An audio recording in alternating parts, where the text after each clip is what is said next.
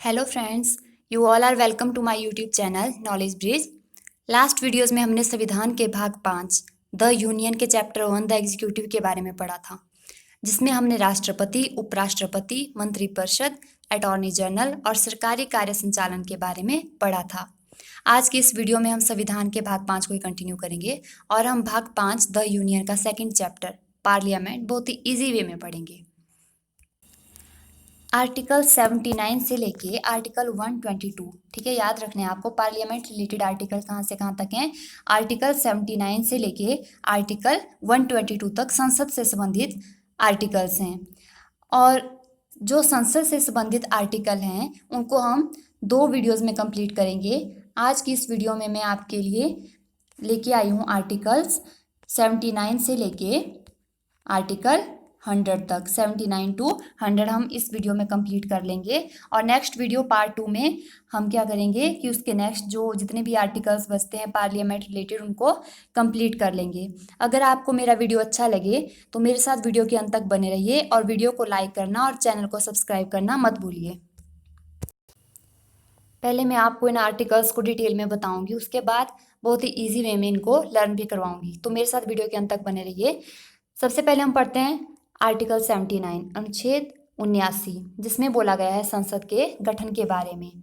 संविधान के अनुच्छेद 79 के अनुसार भारतीय संसद के 3 अंग हैं: राष्ट्रपति, राज्यसभा और लोकसभा। राज्यसभा उच्च सदन है और लोकसभा जो निम्न सदन कहलाता है। फिर उसके बाद आता है हमारे पास अनुच्छेद 80, इसमें आता है राज्यसभा की संरचना के बारे में और इसमें बताया गया है कि राज्यसभा का जो गठन है वो उसका निर्वाचन होता है, उसके सदस्यों का वो किस तरह से होता है। अनुच्छेद 80 हमें बताता है कि जो राष्ट्रपति हैं वो 12 सदस्य राज्यसभा के लिए निर्देशित करते हैं, जो कि साहित्य, कला, विज्ञान और समाज सेवा क्षेत्र से जुड़े हुए होते हैं। और राज्यसभा के लिए अधिकतम जो सदस्य संख्या है वो 250 होती है। इसमें 12 सदस्य तो राष्ट्रपति जी ने मनोनीत कर लिए और जो बाकी के बचे 238 सदस्य वो राज्य और केंद्र शासित प्रदेशों से होते हैं और जो कि अप्रत्यक्ष निर्वाचन पद्धति से चुने जाते हैं। आपको याद रखना है कि राज्यसभा की वोटिंग कैसे होती है? अप्रत्यक्ष निर्वाचन पद्धति से। राज्यसभा के सदस्यों का चुनाव सीधे मतदाताओं के द्वारा नहीं होता है, अपितु कैसे होता है? राज्य विधानमंडल के जो निर्वाचित सदस्य होते हैं उनके द्वारा अनुपातिक प्रतिनिधित्व पद्धति के द्वारा एकल संक्रमणीय मत अर्थात सिंगल ट्रांसफरेबल वोट सिस्टम के द्वारा, यही होती है ना हमारी अप्रत्यक्ष निर्वाचन पद्धति, तो इसके द्वारा जो वोटिंग है राज्यसभा की वो की जाती है। उसके बाद आता है हमारे पास अनुच्छेद 81 अर्थात अनुच्छेद आर्टिकल 81, इसमें बताया है लोकसभा की संरचना के बारे में। जो लोकसभा है उसके सदस्यों की अधिकतम संख्या 552 अर्थात 552 कितनी निर्धारित की गई है? 552। और राज्यसभा की कितनी थी? 250, जिसमें 12 सदस्य जो थे वो राष्ट्रपति ने मनोनीत किए थे और बाकी के 238 राज्य और केंद्र शासित प्रदेशों से थे। और बाकी अनुच्छेद जो 81 है उसमें क्या बोला गया है कि जो लोअर हाउस है उसके सदस्यों का निर्वाचन के बारे में बताया गया और उसके गठन के बारे में बताया गया है। इसमें बताया है कि जो 552 सदस्य हैं उनमें से 530 सदस्य राज्यों से और 20 सदस्य जो यूनियन टेरिटरीज हैं, संघ शासित प्रदेश हैं, उनसे और 2 सदस्य एंग्लो इंडियन होंगे। तो अभी हमने देखा कि जो 552 थे लोकसभा के सदस्य, उसमें से जो 530 हैं वो सदस्य राज्यों से थे, 20 सदस्य यूनियन टेरिटरीज थे और 2 सदस्य एंग्लो इंडियन थे। उसके बाद आता है हमारे पास अनुच्छेद 82 अर्थात अनुच्छेद आर्टिकल 82, इसमें बोला गया है प्रत्येक जनगणना के पश्चात पुनः समायोजन, मतलब री एडजस्टमेंट आफ्टर ईच सेंसिस। अब री एडजस्टमेंट किस चीज़ की? जो लोकसभा के लिए मतलब पर जितनी भी स्टेट्स हैं, पर स्टेट जितने भी एमपीज होते हैं, जैसे कि किसी स्टेट में मान लो एमपीज टोटल 68 हैं, ऐसे करके कहीं पे कितने होंगे, तो इस तरह से अलग अलग होंगे, मतलब अलग अलग स्टेट्स में जनगणना के हिसाब से, ठीक है। तो जो जनगणना होती है वो प्रत्येक 10 साल बाद की जाती है। जैसे कि अभी 2011 में हुई थी, तो 2021 में दोबारा से जनगणना होगी। तो जनगणना के बाद क्या होगा कि जो लोकसभा के लिए एक एक स्टेट में एमपीज की संख्या होगी वो चेंज हो जाएगी, मतलब जनसंख्या के अकॉर्डिंग डिसाइड होगी, ठीक है। और जो कॉन्स्टिट्यूएंसीज हैं, मतलब जितने भी विधानसभा क्षेत्र हैं, उनकी संख्या में भी बदलाव आएगा।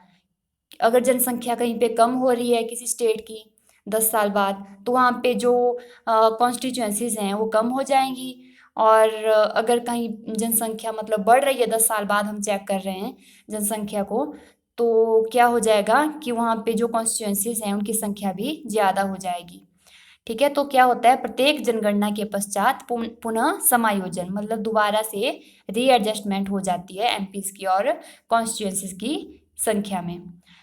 लेकिन बात ये होती है कि एकदम से ऐसे ही लागू नहीं होता है। जैसे कि मान लो अभी जनगणना हुई और उसके बाद से आपकी जो लोकसभा है उसको हमने डिसॉल्व कर दिया, और हमने बोला कि हम दोबारा से इम्प्लीमेंट करके नए सिरे से सब कुछ स्टार्ट करेंगे, वो नहीं होता है। क्या होता है कि जब पूरी तरह से अगर लोकसभा अपने आप ही डिसॉल्व हो जा रही किसी कारण से, या नेक्स्ट इलेक्शन जब होंगे उसके बाद जब दोबारा से सीट्स अलॉट होंगी, बंटेंगी सीट्स, कॉन्स्टिट्यूंसीज बंटेंगी बनेंगी, तो उस टाइम से ये रूल इम्प्लीमेंट होता है। लेकिन जो प्रेसिडेंट है उसका ऑर्डर बहुत नेसेसरी होता है। फिलहाल अभी तक जो आर्टिकल 82 है, ये 1971 में एक अमेंडमेंट किया गया था, 42nd अमेंडमेंट था वो, कि उसमें बोला गया कि 25 साल तक क्या होगा कि जो एलोकेशन ऑफ सीट्स हैं स्टेट्स को, वो वैसी की वैसी ही रहेंगी।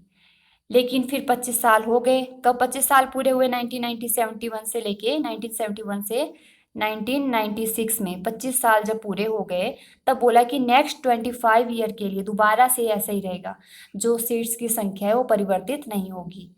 और अब 2026 में देखते हैं कि सीट्स की संख्या में परिवर्तन आता है, या जो विधानसभा के क्षेत्र की सीटें हैं वो फिर से राज्यों के लिए वैसी की वैसी बनी रहती हैं।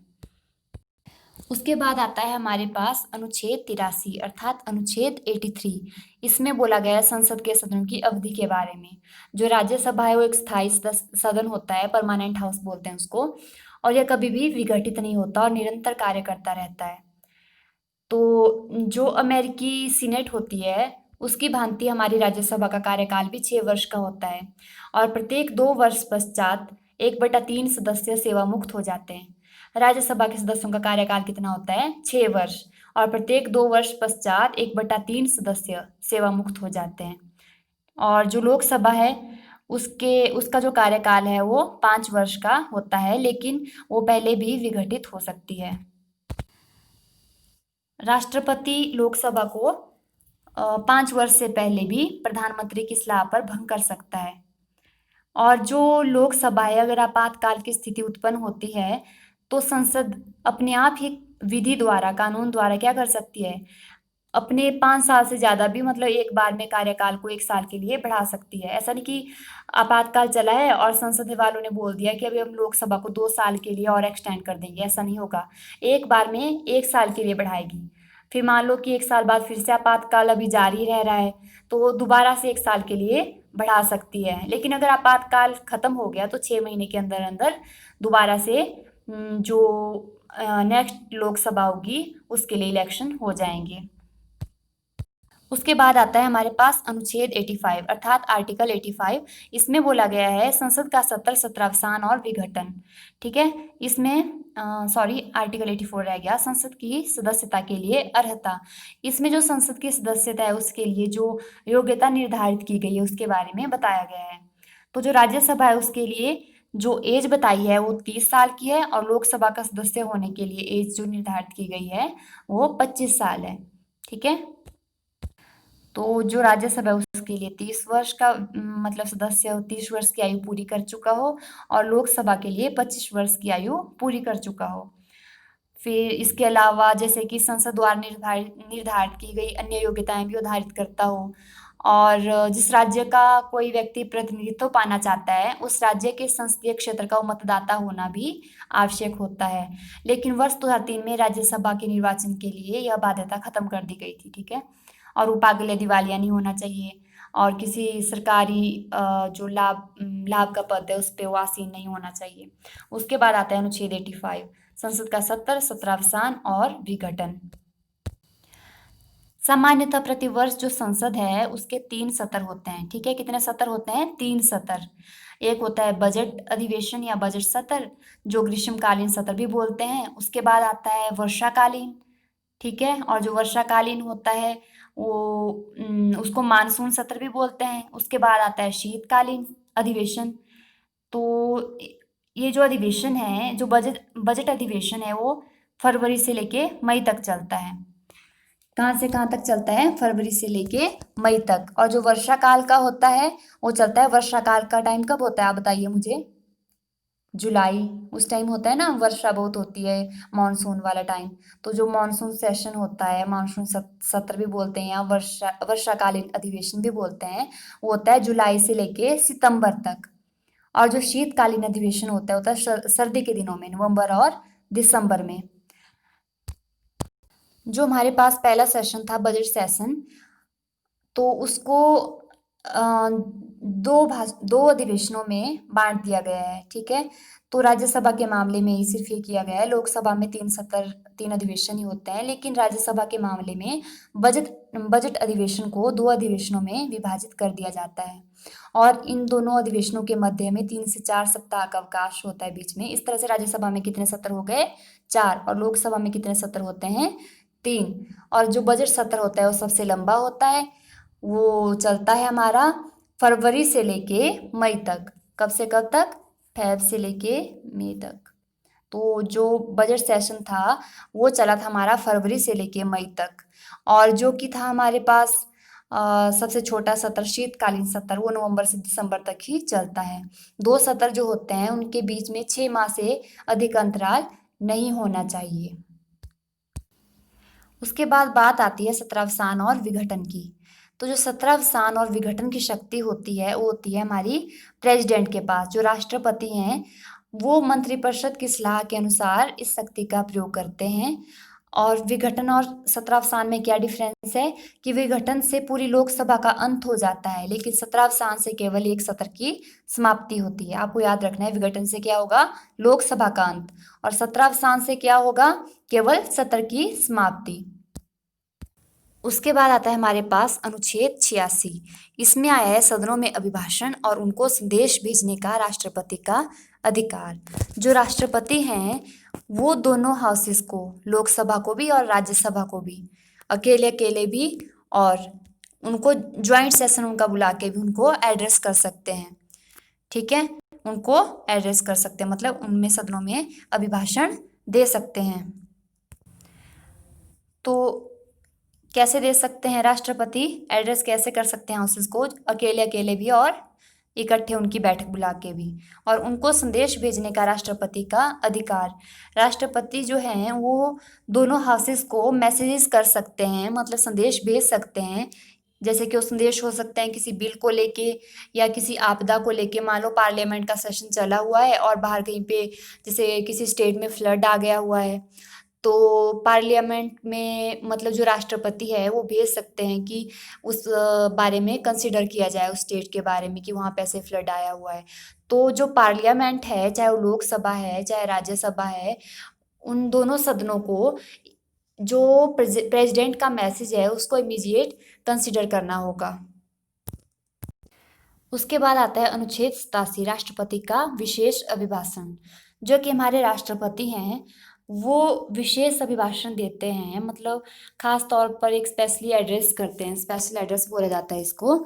लोकसभा और जो पार्लियामेंट है, जो सदन है लो पार्लियामेंट के, उनको राष्ट्रपति क्या करते हैं? अभिभाषण देते हैं, मतलब स्पेशली एड्रेस करते हैं। तो कब कब करते हैं? एक तो लोकसभा इलेक्शन के बाद जब नई गवर्नमेंट बनती है तो उसके जो फर्स्ट सेशन होगा तो उसके फर्स्ट डे पे ही वो एड्रेस करेंगे। और एक तो जो हर साल 3 सेशन बताया ना मैंने आपको, बजट सेशन और बताया था आपको मैंने मॉनसून सेशन, फिर शीतकालीन जो सत्र होता है उसके बारे में। तो जो बजट सेशन पहला सेशन होता है साल के शुरू वाला, उसके फर्स्ट डे पे भी प्रेसिडेंट लोकसभा और राज्यसभा को एड्रेस करते हैं और बताते हैं कि हमारा एजेंडा क्या है वर्क करने का, किस तरह से, और ये जो सेशन है क्यों हो रहा है, सब कुछ इसके बारे में प्रेसिडेंट एड्रेस करते हैं। तो उसको बोला जाता है special address by the president. उसके बाद आता है हमारे पास अनुच्छेद 88। इसमें आता है सदनों के बारे में मंत्रियों और महान्यायवादी के अधिकार। तो जो अनुच्छेद 88 है उसमें बताया गया है कि मंत्रियों और महान्यायवादी के सदनों को लेके क्या अधिकार हैं। तो जो महान्यायवादी अर्थात हमारे देश का सर्वोच्च कानूनी अधिकारी जो है महान्यायवादी, उसको संसद के दोनों सदनों में बोलने या कार्यवाही में भाग लेने और दोनों सदनों की संयुक्त बैठक में बिना मताधिकार के भाग लेने का अधिकार होता है। और एक सांसद की तरह महान्यायवादी को भी क्या होते हैं, सारे के सारे भत्ते और विशेषाधिकार मिलते हैं। लेकिन जब दोनों सदनों की संयुक्त बैठक होती है तो बिना मताधिकार के वो भाग ले सकता है, लेकिन महान्यायवादी जो है वो वोटिंग नहीं कर सकता है। उसके बाद आता है हमारे पास अनुच्छेद 89 से लेके 98 तक। अब आप देख सकते हैं कि 89 और 98, जैसे कि यहाँ पे 8 9 और यहाँ पे क्या आ गया 9 8। तो अनुच्छेद 89 से लेके 98 ये मिलते जुलते नंबर है ना आपस में, तो आपको याद रह जाएगा उसमें क्या है, संसद के अधिकारी। अभी तक तो हमने पढ़ लिया संसद के बारे में, उसके हाउसेस के बारे में, अब हम पढ़ेंगे उसके अधिकारियों के बारे में। तो जो आर्टिकल 89 है उसमें बोला गया है राज्यसभा का सभापति और उपसभापति।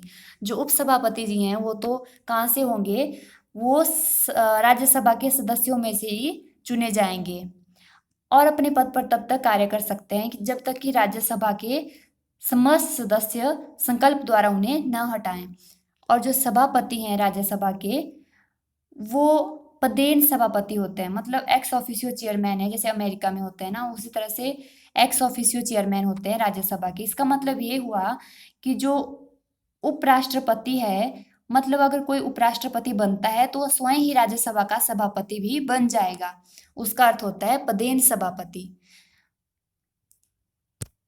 तो आपको एक बात याद रखनी है कि जो राज्यसभा का सभापति है वो उपराष्ट्रपति जो है वही होता है, और जो उपसभापति है वो जो राज्यसभा के सदस्य होते हैं स्वयं उसका चुनाव करते हैं। फिर उसके बाद बात आती है आर्टिकल 90 की। आर्टिकल 90 में बताया गया है उपसभापति का पद रिक्त होना, पद त्याग और पद से हटाया जाना। जो उपसभापति है वो अपना पद का त्याग कर सकता है निर्धारित समय से पूर्व भी। वो अपना जो इस्तीफा है वो उपसभापति सभापति को दे सकता है। और इसमें ये भी बताया गया है कि उसको उसका कार्यकाल पूरा होने से पहले भी हटाया जा सकता है, अगर राज्यसभा के जो समस्त सदस्य हैं वो उसको अपने कार्यों के प्रति ऐसा नहीं मानते कि वो अपने कार्यों को लेके योग्य है, अपने कार्य कर सकता है, तो उपसभापति को हटाया जा सकता है, लेकिन उसको 14 दिन पहले ही नोटिस भेजना पड़ता है।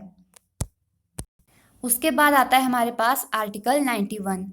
इसमें आता है सभापति के पद के कर्तव्य का पालन करने या सभापति के रूप में कार्य करने की उपसभापति या अन्य व्यक्ति की शक्ति।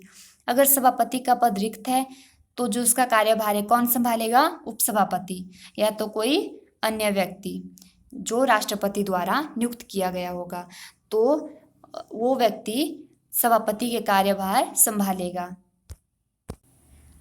आर्टिकल 92 हमें बताता है कि जब सभापति या उपसभापति को पद से हटाने का संकल्प विचाराधीन है तब उसका पीठासीन न होना। मतलब आर्टिकल 92 में बोला गया है कि उस अगर सभापति या उपसभापति जो है वो अपनी कार्यवाही को सुन सकता है कि उसके खिलाफ जो चला हुआ है, मतलब बिल पास हो रहा है, उसको हटाने का प्रोसीजर चला, वो सुन सकता है, अपने बारे में अपनी डिफेंस में कुछ बोल सकता है, लेकिन वो अपनी पोस्ट पे उसमें आसीन नहीं होगा।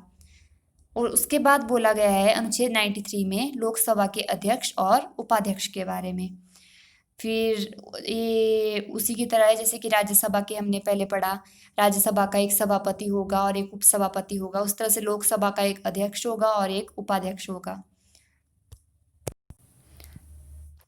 जो अनुच्छेद 93 है इसमें लोकसभा के अध्यक्ष और उपाध्यक्ष की जो बात कही गई है, जो लोकसभा का अध्यक्ष होता है उसको पद की वरीयता के क्रम में देश में कौन सा स्थान प्राप्त होता है? छठा। पहला स्थान होता है हमारे देश में राष्ट्रपति का, और जो छठा स्थान किसका होता है? लोकसभा के अध्यक्ष का। कौन सी पोजीशन होती है? 6th पोजीशन होती है इनकी। उसके बाद बात आती है अध्यक्ष और उपाध्यक्ष का पद रिक्त होना, पद त्याग और पद से हटाया जाना। आर्टिकल 94 हमें बताता है अध्यक्ष और उपाध्यक्ष का पद कैसे रिक्त हो सकता है। या तो अपना कार्यकाल पूरा जब उनका 5 साल का हो जाता है तब मतलब वो उनका पद रिक्त हो सकता है, या पद त्याग और पद से हटाया जाने, या वो पद त्याग भी दे सकते हैं। जो लोकसभा का अध्यक्ष है वो लोकसभा के उपाध्यक्ष को अपना त्याग पत्र सौंप सकता है, या तो उनको पद से हटाया भी जा सकता है। और जो लोकसभा के स्पीकर को हटाया जाता है उस प्रस्ताव को कहते हैं मूल प्रस्ताव। तो क्या कहते हैं हम उस प्रस्ताव को? मूल प्रस्ताव। जिस प्रस्ताव के द्वारा अध्यक्ष को उसके पद से हटाया जाता है उसे कहते हैं मूल प्रस्ताव। आप देख सकते हैं जो कि आर्टिकल्स हैं राज्यसभा के और लोकसभा के अधिकारियों से रिलेटेड, वो आपस में काफ़ी सिमिलर हैं। जो स्टार्टिंग के 4 आर्टिकल्स हैं 89, 90, 91 और उसके बाद आर्टिकल 92, ये राज्यसभा के थे, और ये सेम उसी वे में चलते हैं लोकसभा के भी आगे के 93, 94, 95 और 96, जैसे कि राज्यसभा के केस में थे। तो अनुच्छेद 97 हमें बताता है सभापति, उपसभापति तथा अध्यक्ष और उपाध्यक्ष के वेतन और भत्ते। सबसे पहले तो बात किस चीज़ की हो गई? इनके अध्यक्ष और उपाध्यक्ष की। उसके बाद हो गई अध्यक्ष और उपाध्यक्ष का पद रिक्त होना, पद त्याग और पद से हटाए जाने की, और अध्यक्ष के पद के कर्तव्यों का पालन करने या अध्यक्ष के रूप में कार्य करने की उपाध्यक्ष या अन्य व्यक्ति की शक्ति के बारे में बात हो गई। फिर उसके बाद बात आती है अगर उनको पद से हटाने का कोई संकल्प चला है तो पीठासीन नहीं हो सकते। अब इनकी रिक्ति के बारे में तो बात हो गई, इनके काम के बारे में बात हो गई, ठीक है। अब किसकी बात आती है? 97 में बात आती है इनके वेतन और भत्तों की बात, और 98 में आता है संसद का सचिवालय। तो जो संसद है मतलब लोकसभा है, लोकसभा का भी अपना एक सचिवालय होगा और राज्यसभा का भी अपने एक सचिवालय का स्टाफ होगा। और जो कि लेकिन ऐसा नहीं है कि इनका कॉमन स्टाफ नहीं हो सकता, इनका स्टाफ कॉमन भी हो सकता है। और आर्टिकल 98 का ही जो 2nd क्लॉज है उसमें बताया गया है कि जो पार्लियामेंट है वो रूल्स बनाएगी अपने सचिवालय के जो स्टाफ है उसके लिए, अपॉइंटमेंट से रिलेटेड और उनकी वेतन और भत्तों से रिलेटेड।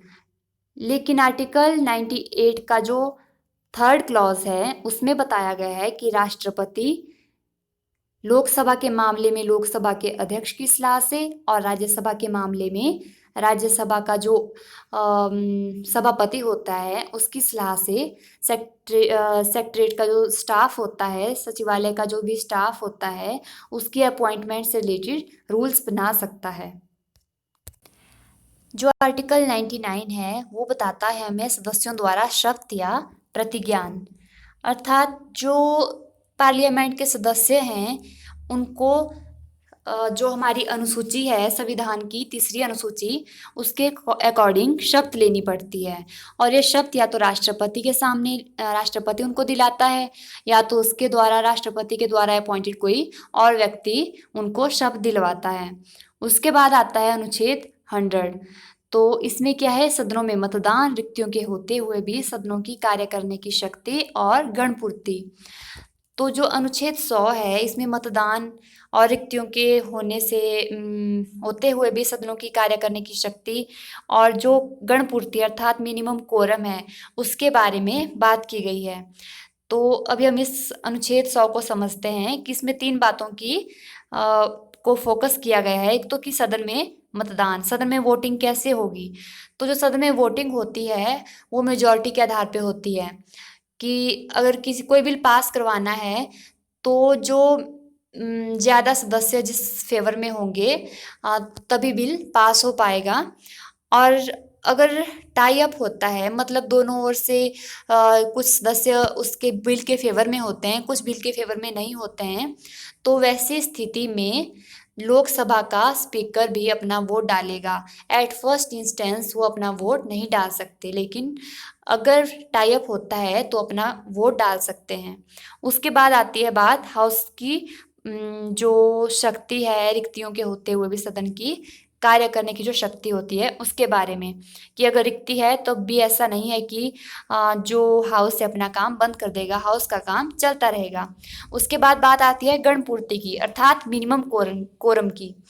तो जो मिनिमम कोरम होता है हाउस को चलने के लिए वो होता है 10% of the total number of members. मतलब राज्यसभा या लोकसभा के जितने भी मेंबर्स हैं, सदन में जितने भी मेंबर्स हैं, उनका 10% उपस्थित आवश्यक है, कि 10% उनमें से अवश्य ही, अगर मान लो कि 100 सदस्य हैं तो उसमें से 10 सदस्य कंपलसरी है कि आने ही चाहिए संसद में, ठीक है। तो मतलब 10% होने चाहिए सदस्यों की संख्या, तभी जो सदन है वो चल पाएगा।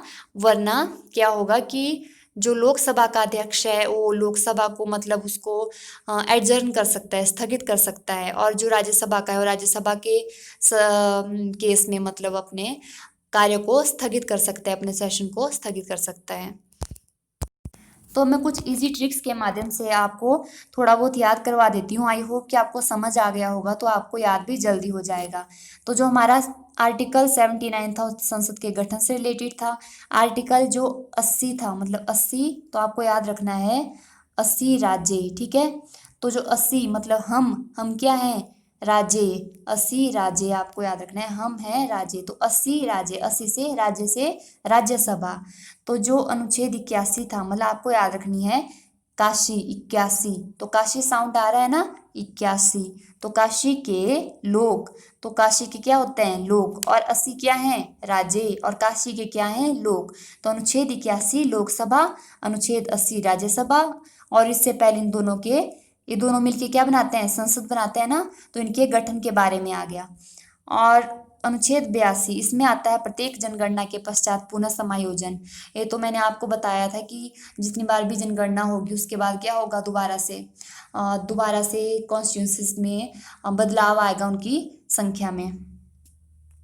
और अनुच्छेद 83 आपको याद रखनी है कि तीर 80 मतलब 83 मतलब तीर लगे हमें, ठीक है, तीर लगे। कितने साल तक उनका जख्म बना रहा, 5 और 6 साल तक। मतलब जो लोकसभा के सदस्य हैं उनकी अवधि है, कार्यकाल है 5 लोकसभा का, और राज्यसभा का जो कार्यकाल है तो है 6 वर्ष का। राज्यसभा हमारा एक परमानेंट हाउस होता है, लेकिन इसके जो सदस्यों का कार्यकाल है वो 6 वर्ष है, और लोकसभा के सदस्यों का 5 वर्ष। तो तीर लगे 83, ठीक है, 83। तो मेरे साथ बोलिए 83। तो तीर का साउंड आ रहा है, तो तीरों का जख्म कितने साल तक रहा, 5 और 6 सालों तक। तो आपको इससे याद आ जाए कि 83 में क्या था, अवधि थी, सदनों की अवधि। उसके बाद था 84, उसके उसमें आता है संसद की सदस्यता के लिए अर्हता, मतलब संसद की सदस्यता के लिए क्या योग्यता होनी चाहिए। तो आप याद रख सकते हैं कि जो 84 धाम है, 84 धाम कोई आम आदमी थोड़ी कर सकता, उसमें क्या होनी चाहिए, योग्यता, अर्हता होनी चाहिए उसमें। तो आपको 84 से 84 धाम याद रखना है। तो 84 धाम करने के लिए क्या होनी चाहिए, योग्यता। तो संसद की सदस्यता के लिए भी क्या होनी चाहिए हमारे अंदर, योग्यता। और उसके बाद आता है अनुच्छेद 85। तो आपको याद है 85 मतलब पिचक गया हो, पिचक गया, कैसे पिचक गया, मतलब वो डिसॉल्व हो गया, पिचक गया हो, ठीक है। तो डिसॉल्व होना मतलब विघटन होना, डिसॉल्व हो जाना, सत्रावसान, मतलब गैप पड़ जाना बीच में, तो पिचक गया। तो संसद का सत्र था वो पिचक गया, मतलब तो सत्रावसान और विघटन, ये आ गया 85 में। और जो अनुच्छेद था 86, तो यहाँ से देखो 86, छी छी का साउंड आ रहा है ना, छी, मतलब छी कितनी गंदी बात है, क्या गंदी बात है, कि राष्ट्रपति ने अपने अधिकार का प्रयोग किया। बेचारे सदन के जो सदस्य थे आराम से बैठे हुए थे, उनको अभिभाषण दे दिया, उनको संदेश भेज दिया, उनको कार्य करने के लिए मजबूर होना पड़ा। छी 80 मतलब छी कितनी गंदी बात है। ऐसे असल में गंदी नहीं है, लेकिन मैं आपको ट्रिक के जरिए याद करवाने की कोशिश कर रही हूँ, तो इसलिए, ठीक है।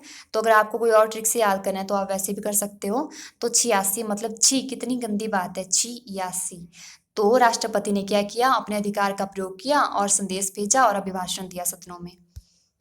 उसके बाद आता है अनुच्छेद 87, मतलब इससे साउंड आ रहा है सताना, 87 मतलब सताना, 87। अब देखिए साउंड, सतासी और स्ताना साउंड सेम आ रहे हैं ना, सतासी स्ताना।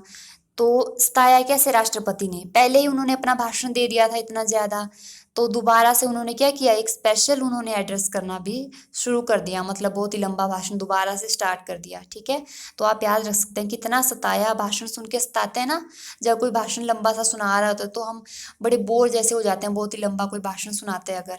तो 87 में राष्ट्रपति का विशेष अभिभाषण। उसके बाद आता है अनुच्छेद 88। अब यहाँ पे देखिए कि दो लोग हैं, ये ऐसे टेढ़े मेढ़े से दो लोग खड़े हुए हैं, आपको इमेजिनेशन करनी है। तो एक मंत्री जी हैं, एक महान्यायवादी है, बड़े अकड़ू टाइप के हैं। तो ये दोनों क्या है, अपने विशेष अधिकार दिखा रहे हैं सदन के बारे में।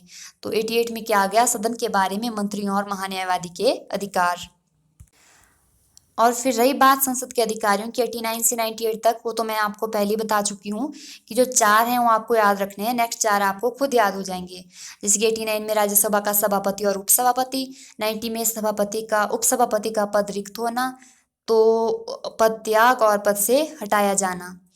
उसी तरह से जो 93 होगा, 93 वाला वो चलेगा सिमिलर टू 89। फिर ये चलेगा 94। लेकिन चेंज कहाँ आएगा कि यहाँ पे बात हो रही है राज्यसभा की और वहाँ पे बात होगी लोकसभा की। नेक्स्ट आएगा 95, और जो 92 वाला होगा वो सिमिलर होगा 96 के। तो आप इस तरह से इनको याद रख सकते हैं।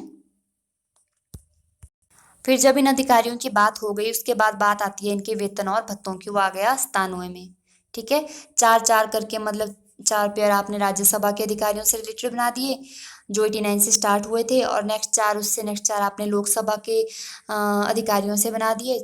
और उसके बाद पहुंच गया आप 97 पे, उसमें आ गया वेतन और भत्तों से रिलेटेड, उपसभापति, सभापति और अध्यक्ष और उपाध्यक्ष के वेतन और भत्ते। और उसके बाद आ गया आर्टिकल 98, जिसमें आती है बात संसद के सचिवालय की।